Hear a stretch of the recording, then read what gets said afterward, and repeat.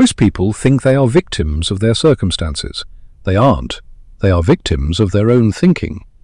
In 2026, the world is optimized to keep you stressed, anxious, and reactive. If you don't have a system to destroy your negative thoughts, they will destroy you. The Stoics were not soft, optimistic dreamers. They were psychological warriors. They viewed negative thoughts like an invading army to be spotted, intercepted, and annihilated. Today, we are applying 7 brutal Stoic laws to rewire your brain and reclaim your mental territory. Law 1. The law of categorical separation. The first law is simple: identify, don't identify with. When a negative thought enters your mind, I'm going to fail, or they don't respect me, you must instantly label it. Say to the thought, you are just an impression, you are not the thing you claim to be. You are the observer of the thought, not the thought itself. By naming it, you strip it of its power. You don't argue with it, you dismiss it like a piece of trash. Law 2. The law of objective reality. Most negativity is caused by our storytelling. If you lose your job, your mind tells a story of ruin. The reality? You lost a source of income. Stoicism demands objective descriptions. Describe the event without the adjectives. A negative thought is just a collection of words that you have chosen to believe. If you stripped away the emotional labels, most of your problems would cease to exist. See things as they are, not as you fear them to be. Law 3. The law of inverse attention. What you fight, you feed. When you obsessively try to stop being negative, you are giving that negativity your full attention. The Stoic law of inverse attention states that you should focus on the opposite virtue. If you are afraid, focus on courage. If you are envious, focus on gratitude. You cannot hold 2 opposing thoughts in your mind with equal intensity.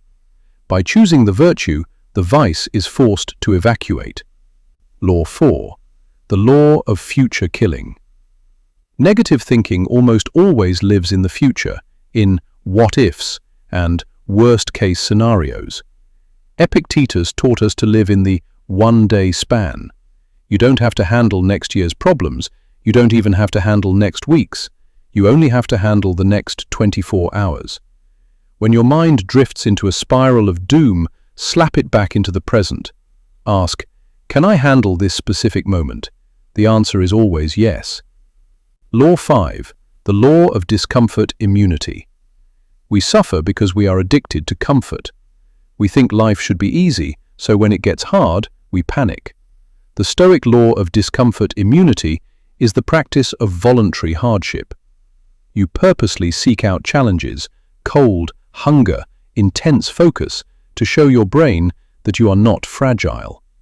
A mind that has been tested by fire is not easily frightened by shadows. If you are weak, everything is a threat. If you are strong, everything is a lesson. Law 6.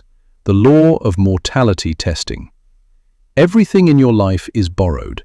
Your money, your status, and even your health. When you realize that everything can be taken from you, you stop clinging to it. Negativity often comes from the fear of losing something. When you accept that loss is a natural law of the universe, you become untouchable. Memento mori. Remember your death. It is the most powerful reset button for a racing, negative mind. Law 7. The law of tactical dismissal. The final law is the most brutal. If it doesn't help your purpose, kill it. You do not owe every thought a hearing. If a thought is not making you stronger, wiser, or more effective, it is a trespasser. Treat it as such. Kick it out. You are the king of your mind. Do not let beggars and thieves live in your palace. Conclusion. Rewiring your brain is a war of attrition. You will have bad days and you will have negative thoughts. The goal isn't to be perfect. The goal is to be relentless.